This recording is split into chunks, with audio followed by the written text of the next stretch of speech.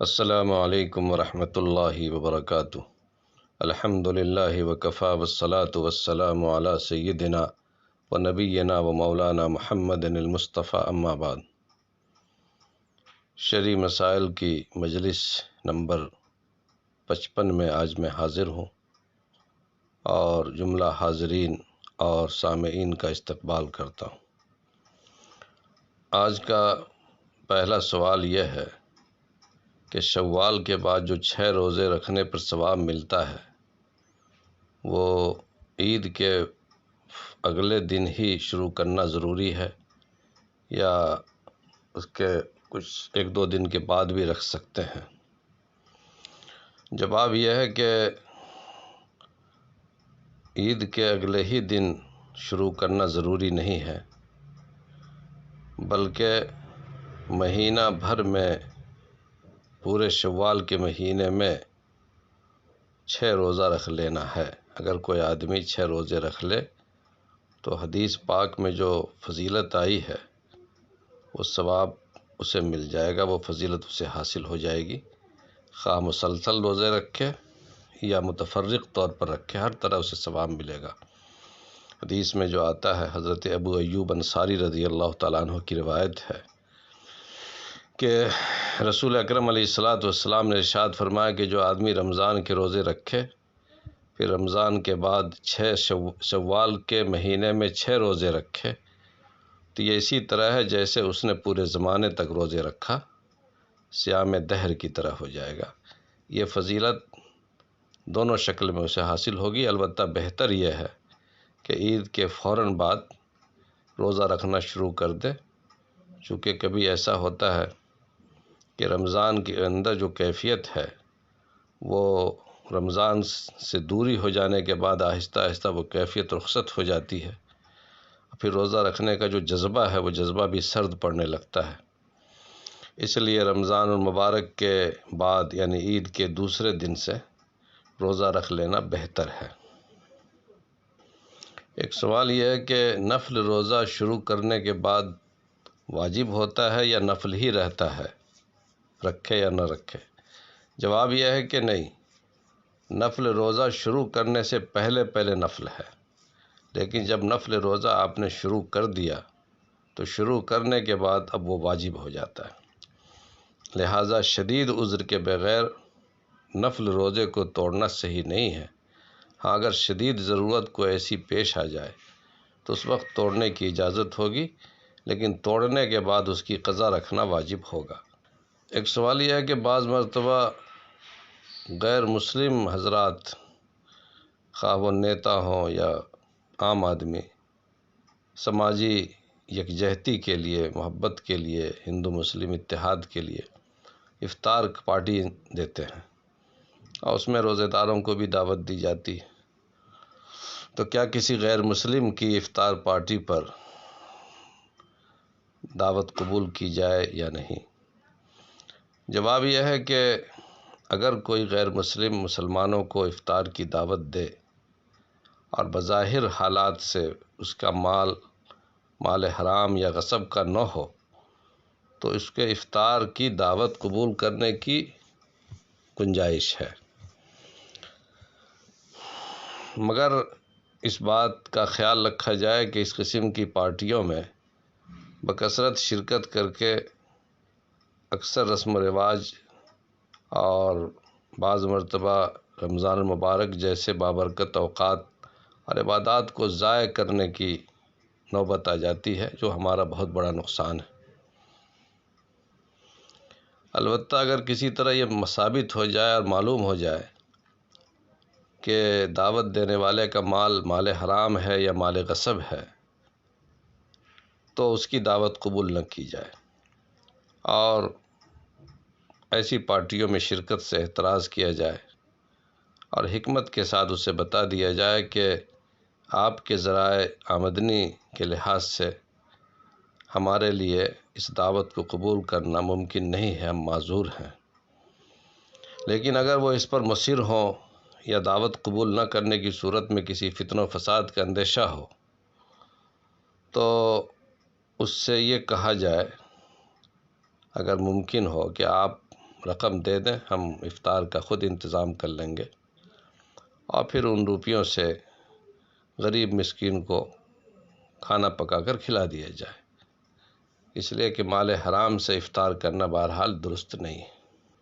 حدیث میں آتا ہے کہ جو آدمی حرام لقمہ ایک لقمہ بھی کھا لے گا تو اس کے 40 رات کی نماز قبول نہیں ہوگی، اور اس کے 40 دن کی دعائیں قبول نہیں ہوں گی، اور جو گوشت کے حرام مال سے پیدا ہو اس گوشت کا مستحق، وہ گوشت جہنم کی آگ میں جلنے کے زیادہ مستحق ہے۔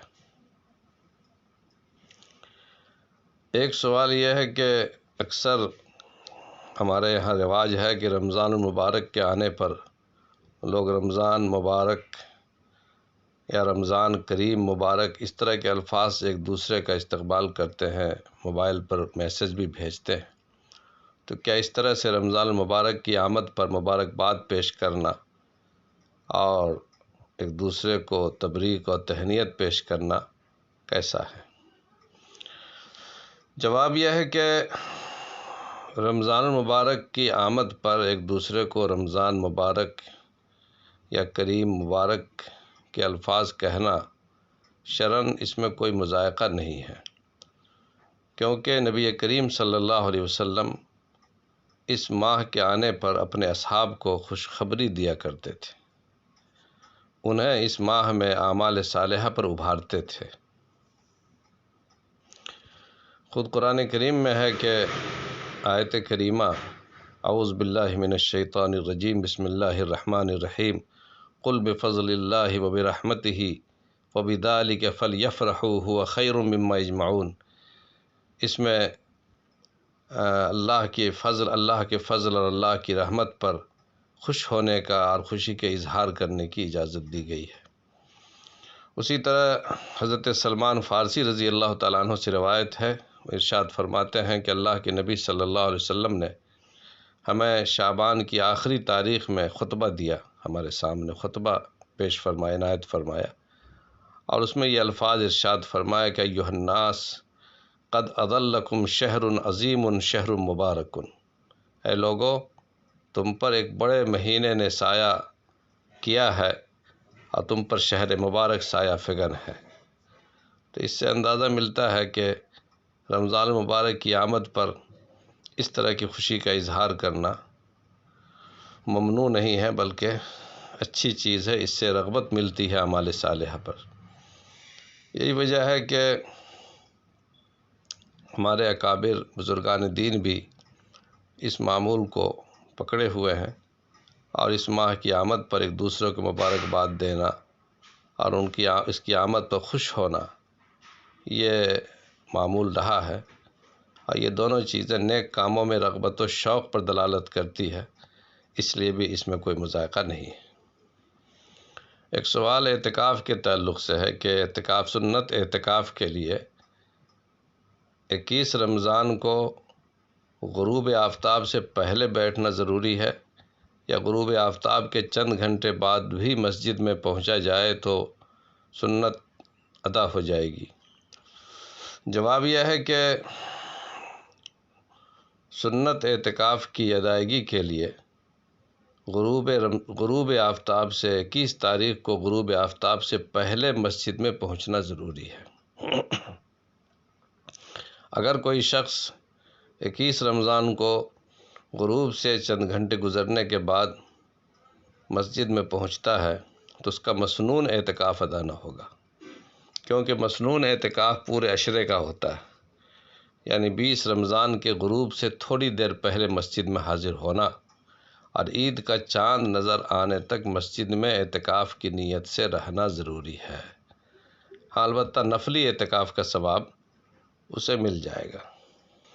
ایک سوال یہ ہے کہ نابالغ بچوں کو بھی مسجد میں اعتکاف میں بٹھایا جاتا ہے، ایسا کرنا کیسا ہے؟ جواب یہ ہے کہ اعتکاف عاقل بالغ مسلمانوں کے لیے مسنون ہے، بچوں کے لیے نہیں۔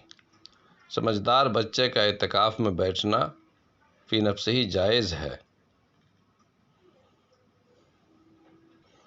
لیکن اس زمانے میں بچوں کے اعتکاف میں بیٹھنے میں بہت سے مفاسد اور خرابیاں ہیں، اس وجہ سے بچوں کو اعتکاف میں بٹھانا صحیح نہیں ہے۔ ایک سوال یہ ہے کہ عورتیں اعتکاف میں بیٹھتی ہیں، تو کیا عورتوں کو بھی اپنے اعتکاف میں بیٹھنے کے لیے خاوند سے اجازت لینی پڑے گی؟ جواب یہ ہے کہ عورت کو اعتکاف میں بیٹھنے کے لیے خاوند سے اجازت لینا حاصل کرنا ضروری ہے، اور شوہر اسے اعتکاف سے منع بھی کر سکتا ہے، لیکن جب ایک بار اجازت دے دی تو اب اس کو کینسل نہیں کر سکتا۔ البتہ اس بات کا دھیان رکھنا ضروری ہے کہ اعتکاف ایسی عورتوں کو کرنا چاہیے جس کے گھر میں کام کاج کرنے والے لوگ موجود ہوں اور اس کے بیٹھنے سے گھریلو نظام معطل نہ ہو۔ جس کے گھر کوئی کام کاج کرنے والا نہ ہو وہ مسنون اعتکاف کے لیے نہ بیٹھے، البتہ اپنے کاموں سے فارغ ہو کر ایک مخصوص جگہ بنا لے، اس مخصوص جگہ پر ذکر و تلاوت اور عبادت کے ذریعے اس مقدس مہینے کی برکات سے فائدہ اٹھا سکتی ہے۔ باقاعدہ اعتکاف کرنا ہی اس کے لیے ضروری نہیں ہے۔ ایک سوال یہ ہے کہ کیا اعتکاف کی حالت میں اگر روزہ ٹوٹ جائے تو اعتکاف باقی رہے گا یا نہیں، یا اس قضا کا کیا مسئلہ ہے؟ جواب یہ ہے کہ اعتکاف کے لیے، مسنون اعتکاف کے لیے روزہ شرط ہے۔ روزہ ٹوٹ جائے یا توڑ دے تو اعتکاف فاسد ہو جائے گا اور اس دن کی قضا بھی لازم ہوگی، صرف اس دن کی قضا جس میں اعتکاف ٹوٹا ہے۔ نفل اعتکاف کی قضا نہیں ہوتی۔ نفل اعتکاف کہتے ہیں جو مسجد میں داخل ہونے کے وقت اعتکاف کی نیت سے توقف کیا جائے، ٹھہرا جائے۔ نفل اعتکاف کی قضا واجب نہیں، اس لیے کہ مسجد سے نکلنے سے نفل اعتکاف ٹوٹتا نہیں ہے بلکہ ختم ہو جاتا ہے۔ ہاں، نظر کا اعتکاف ہو، منت والا اعتکاف ہو، وہ اگر ٹوٹ جائے، خواہ نظر معین ہو یا غیر معین ہو، یعنی متعینہ دنوں کے لیے نظر مانی ہو یا غیر متعین دن کے لیے، تو سب ایام کی قضا واجب ہے، یعنی نئے سرے سے اتنے دن پورے کریں، کیونکہ نظر میں مسلسل اعتکاف کرنا ضروری ہے۔ اور اگر عشر اخیرہ رمضان کا اعتکاف ٹوٹ جائے تو صرف اس دن کی قضا واجب ہے جس میں اعتکاف ٹوٹا ہے۔ فساد کے بعد، اعتکاف فاسد ہونے کے بعد یہ اعتکاف نفل ہو گیا۔ ایک دن کی قضا چاہے رمضان ہی میں کر لے یا رمضان کے بعد نفل روزے کے ساتھ کر لے۔ اعتکاف مسنون شوال کا چاند نظر آنے پر پورا ہو جاتا ہے۔ معتکف اگر چاہے تو اسی وقت مسجد سے گھر چلا جائے چاند نظر آتے ہی، لیکن افضل یہ ہے کہ رات مسجد ہی میں گزارے اور صبح عید کی نماز کے لیے مسجد ہی سے جائے، پھر عید کی نماز کے بعد گھر جائے۔ ایک سوال یہ ہے کہ اعتکاف کی حالت میں اگر احتلام ہو جائے تو کیا اس سے اعتکاف ٹوٹ جاتا ہے؟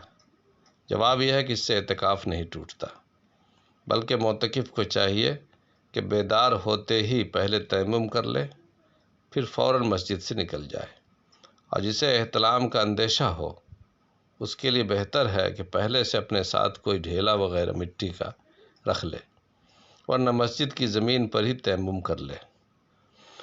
اگر کسی ضرر کا اندیشہ ہو یا پانی ملنے میں کچھ تاخیر ہو یا پانی گرم ہو رہا ہو تو اسی تیمم کے ساتھ مسجد میں بیٹھ کر انتظار کر سکتا ہے۔ اسی کے ساتھ آج کی مجلس اختتام پذیر ہوتی ہے۔ واللہ عالم بالصواب۔